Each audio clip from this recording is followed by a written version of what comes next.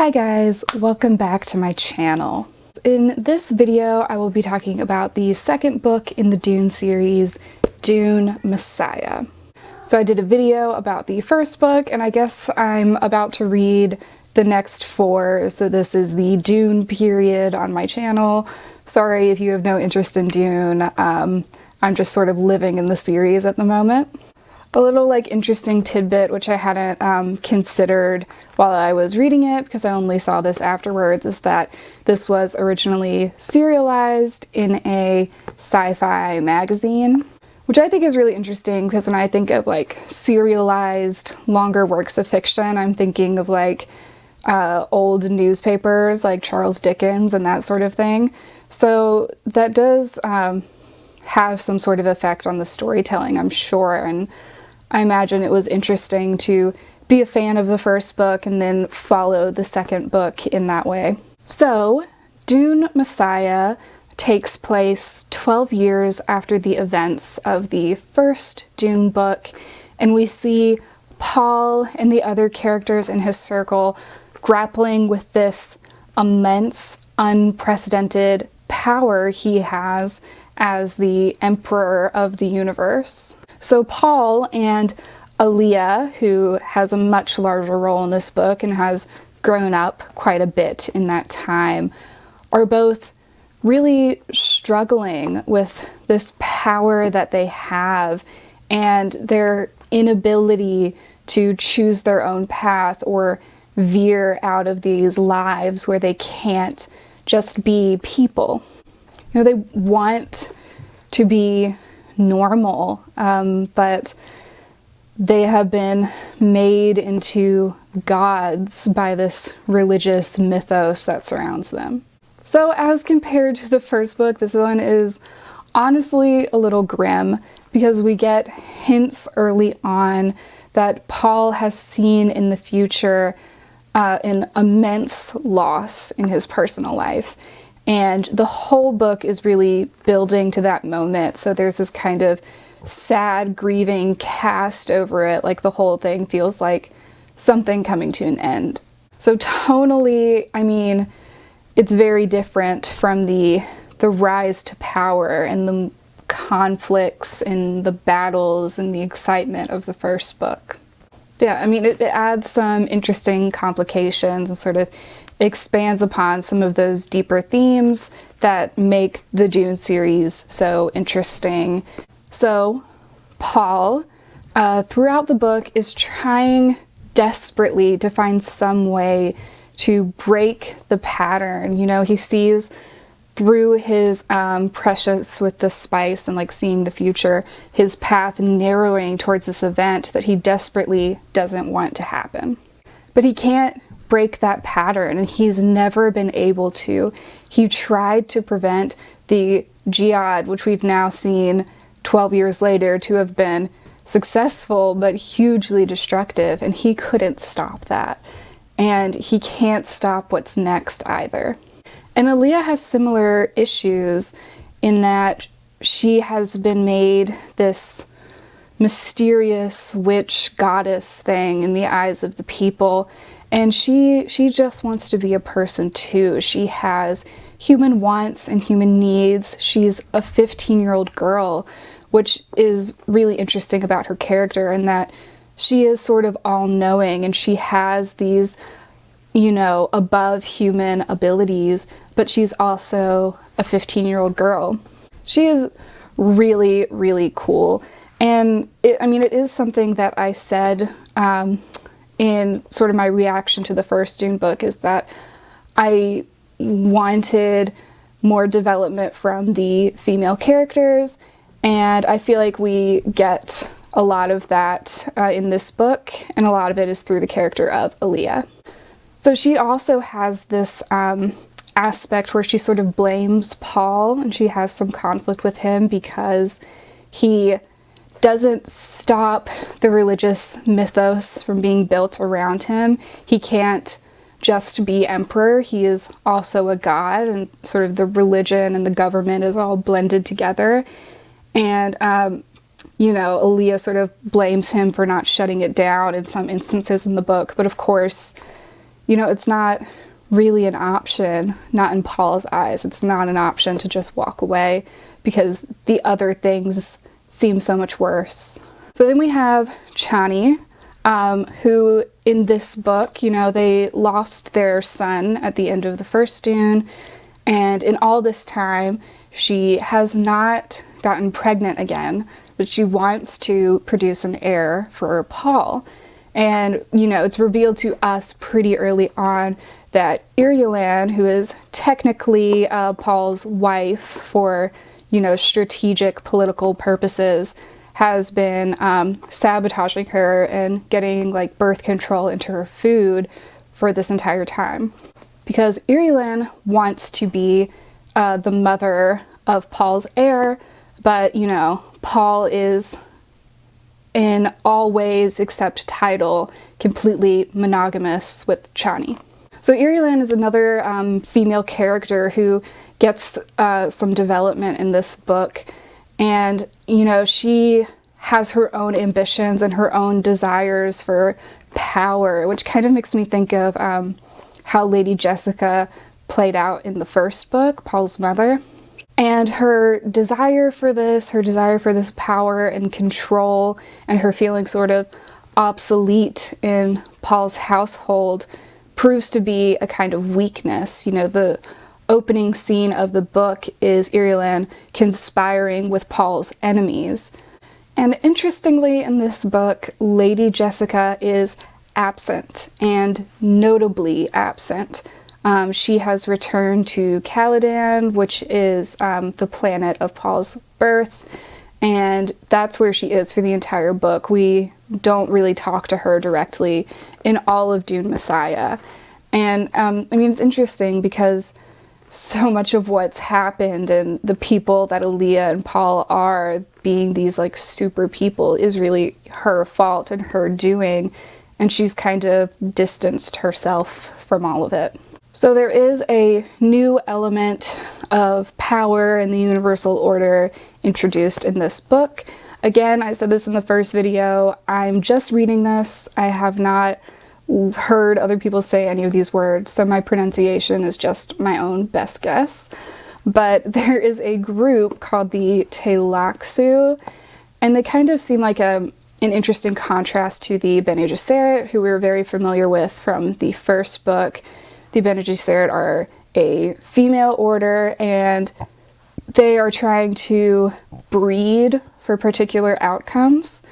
And then the Tleilaxu are kind of playing God in their own more direct scientific ways, in that they're, making things. They're, the genetic modification version of breeding. So like how Paul is the Kwisatz Haderach, or however you say that, the Tleilaxu had produced their own version of it through more artificial means. And then they also have these face dancers. There's Scytale, who is the main face dancer that we're interacting with, but basically they can take on the form and voice of anyone. But yes, in their role in pairing with the Bene Gesserit and the Guild and all these other forces that want Paul out of the picture, they develop a Gola, which is a really interesting element of this book, like one of my favorite sort of sci-fi features. So a Gola is like a reanimated corpse, basically, that they've, given various skills and things, and it kind of has the muscle memory of the living person, but not like the actual memories. They're out of reach somehow.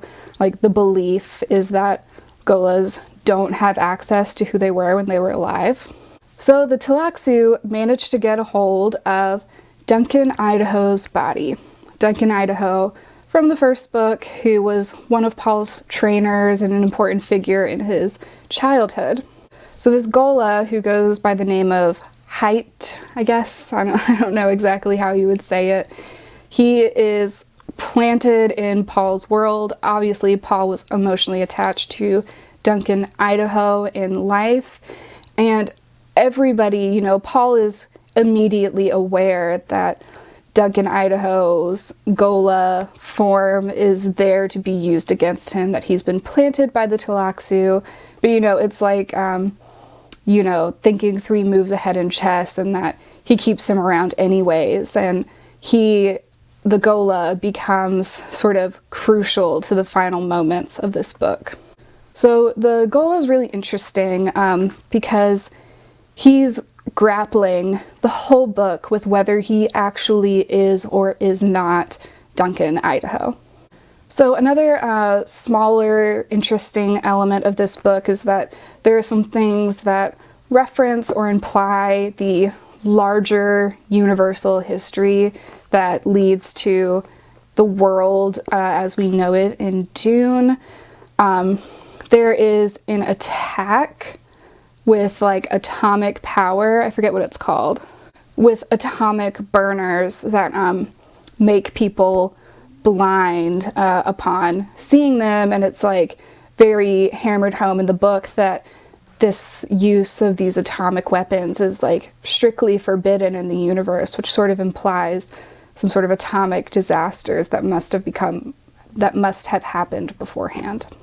And then there's one part of the book where Paul is talking about the golden age of Earth, which is history as we have known it, like in the 20th century, right? They talk about World War II, and I think like Caesar comes up, things like that, history as we know it on Earth. And it's so ancient and small in comparison that the characters around Paul don't really understand his interest in it, that it feels sort of irrelevant, you know. These wars where millions of people were killed in comparison to the billions and billions of people that have died in Paul's jihad. I mean, it's an interesting element to bring into this book. So a little thing that bothered me a bit about Aaliyah is that the character, while she is all-knowing, is also only 15, and I think some of the situations she's written into are like a little... Like in one of our first scenes of us being reintroduced to Aaliyah as no longer this like all-knowing child and being, you know, a little bit more womanly, she's like naked in the scene. And then there's this whole romantic plot line with the Gola of Duncan Idaho. And if Duncan Idaho was like a father figure to Paul, and there's this huge age gap between Paul and Aaliyah, like, doesn't that seem... I mean, I understand it's a fantasy world, it's a very different society with different expectations that's being developed in this, but you do sometimes wonder if there are people reading this and there's a sort of creepy fantasy element to this 15-year-old girl doing all these very adult things in this book. But Aaliyah is a very independent, interesting, complicated, strong character, and there is this sort of subtext around her that she's, you know, wild and unpredictable and needs to be married and settled. And I think Aaliyah defies that throughout the book.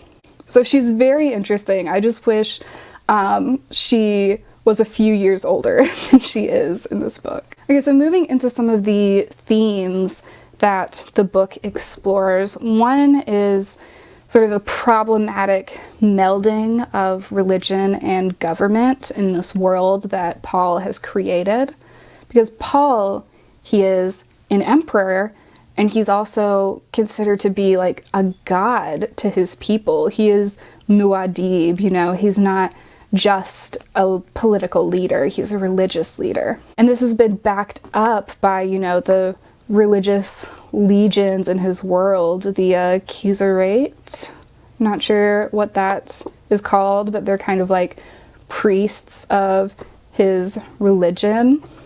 So there's an interesting discussion about what happens when law and morality become blurred, and if there can be morality if all morals are enforced by law. So another thing which I've already mentioned and sort of forms one of the central themes of this book, is that Paul and Aaliyah can't just be people. You know, they have their breeding, obviously, which is sort of plotted by the Bene Gesserit, that they have these superhuman abilities. You know, they have their sort of witchy Bene Gesserit training from their mother, and they have this society built around people believing them to be gods, looking at them with awe and terror beyond just the respect that one would give to a monarch. So that's a constant conflict. I mean, what does it mean for these characters to live on the earth as gods, to sort of be feigning as gods? Because yes, they have these amazing, unprecedented, superhuman abilities. They can do things that no other human can do, but that doesn't make them gods. So everything feels very precarious. The whole foundation of the society that Paul has built relies on this. So then sort of how the Fremen, who, you know, were the initial muscle behind the jihad, their development is interesting, right? Because they've lost some of sort of the purity of their existence. You know, Paul used all of his wealth and power to bring water to Arrakis, but in some ways that's sort of worse than all the slow and patient work that the Fremen were already doing to get there, maybe in a couple hundred years. So water is not a scarcity anymore, and the Fremen are at this weird sort of in-between place where they remember the old ways and living in the desert and the purity of their life before, and it's all kind of been muddied. Things are, you know, too easy to come by. I think the way the Fremen are now, they don't have that sort of coarse, rough upbringing that led to them being these amazing warriors in the first place. Like they've lost some of that specialness. There's one point where a Fremen says to Paul, "I don't like this world we're making," because the world is a kind of violent place with Paul as the emperor. It's, you know, all of the order that had been established was broken up into chaos under Paul's rule. And at the end of the day, is Paul any different than any other emperor besides being more powerful? Has his effect really been positive at all? And then there's all these questions about free will in this book also, because, you know, Paul sort of discovers that his path is so decided and there's no way he can veer from it, or at least that's how he sees it himself.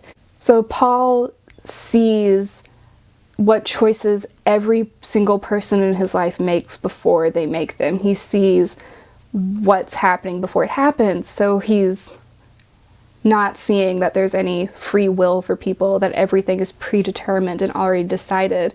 And the only difference between him and everyone else is that he can see the cage that he's in. So yeah, again, not a very chipper book, right? Paul feels very trapped and hopeless to change anything. Even though he is the most powerful emperor ever, there's so little that he feels like he can actually do. Okay, so the conclusion of the book, the Gola is very important. I would say that if you don't want to know how it ends, I'm all going to be big spoilers, I guess, but there is another Tlaxu creation that comes into play called Bajaz, maybe? Bajaz? I don't know. But he supposedly exists to name the traitors within the Fremen, the traitors to Paul, and he does do that, but he is also placed to, you know, trigger the secret words and the compulsion in the Gola to, you know, try to end Paul or take Paul's power away. So this is all happening when Paul's great loss is right on the horizon, which is that Chani, finally pregnant, he knows from very early on in the book, is going to be lost in childbirth. So that happens. He can't prevent it. He can't go on without her, but he can't stop it from happening. So then his sort of last move is to ensure his line continues, that the child, his heir, is set up to be the next emperor. So Chani actually has twins, so there is a boy and a girl. So at the crucial moment, the Gola does what we previously thought was impossible in remembering his past life as Duncan, Idaho. And through this remembrance, he is able to resist the compulsion for violence, the compulsion to attack Paul. And because of that, sort of the pieces of the greater powers plan sort of falls apart. Because their hope was that, you know, if they didn't kill Paul, then they would be able to bargain with him to bring Chani back to life, his dead loved one. And then their backup plan to that was to get Aaliyah to want to bring Chani back in order to save Paul from himself. But it all falls apart and they all sort of overplay their hands, and it seems like the great powers in the universe have lost in a far more final way than they did in the first Dune book. But yeah, there's not much victory in that, because obviously Paul is devastated and sort of empty. So the book ends with Paul walking out into the desert right when one of those skin-tearing like storms is starting, and everybody's saying that, oh, well, he's going to go, you know, meet a worm out in the desert. So that's it. Paul's gone, you know, leaving with that same air of mystery and sort of maintaining his, you know, above human status in the minds of his people. I mean, there's something mythical and legendary about the way that he exits, which sort of preserves the delicate balance that his empire rests on when he's gone. So the world is left to Aaliyah and these newborn twins. And I think those are the characters that we're going to pick up with in the next book. So my overall thoughts, I think I honestly enjoyed this one more than the first book in a lot of ways. I mean, there's an emotional depth to it. I mean, it is really a much sadder book, but it explores a lot of really complex themes. I think the whole Gola aspect of the plot was really interesting, and that was like my favorite sci-fi element that was introduced. I think it sets us up really well for the next book. Yeah, and perhaps I'm just sort of acclimated to the world, and I just sort of understand the world building a little bit better at this point into the second book, so that probably helps as well. Okay, so in my next video, I will be talking about the third book in the Dune series, which I am just now starting. So yeah, if you're at all keeping up, we are in Dune right now. Okay, that's all I have for this video. Thanks for watching. Bye.